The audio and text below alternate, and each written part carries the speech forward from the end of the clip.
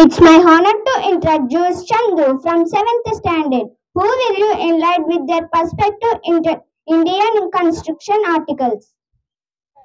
శుభోదయం. నా పేరు చందు. నేను 7వ తరగతి చదువుతున్నాను. ముందుగా అందరికీ స్వాతంత్ర్య దినోత్సవ శుభాకాంక్షలు.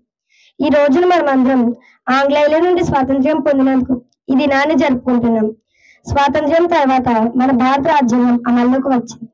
ఇది 1950 జనవరి 26వ తారీఖున అమల్లోకి తీసుకురావడం జరిగింది.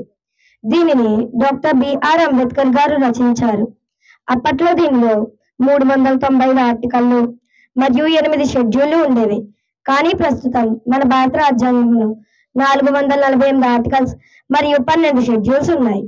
ఈ ఆర్టికల్స్ మన ప్రాథమిక హక్కులు, అలానే మన ప్రభుత్వం తాలూకు చర్యలు ఏ విధంగా అమల్లోకి తీసుకువస్తారో తెలియజేస్తుంది.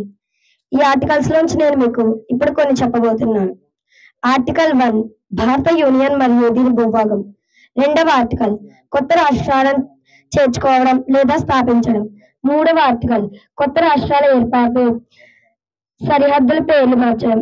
4వ ఆర్టికల్ 2 మరియు 3 ప్రకరణాల కింద చేసిన శాసనాలు 1 మరియు 4వ షెడ్యూల్ అనుబంధ ఆకస్మిక మరియు పర్యవసర విషయాల్లో అనుగుణంగా ఉండుట. ఈ ఆర్టికల్స్ కోసం తెలుసుకోవడం మన యొక్క బాధ్యత.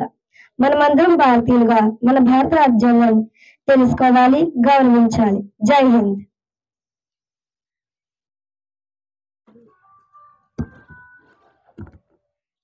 It's such a fantastic performance for you guys. We appreciate your time, effort. Give her a good claps.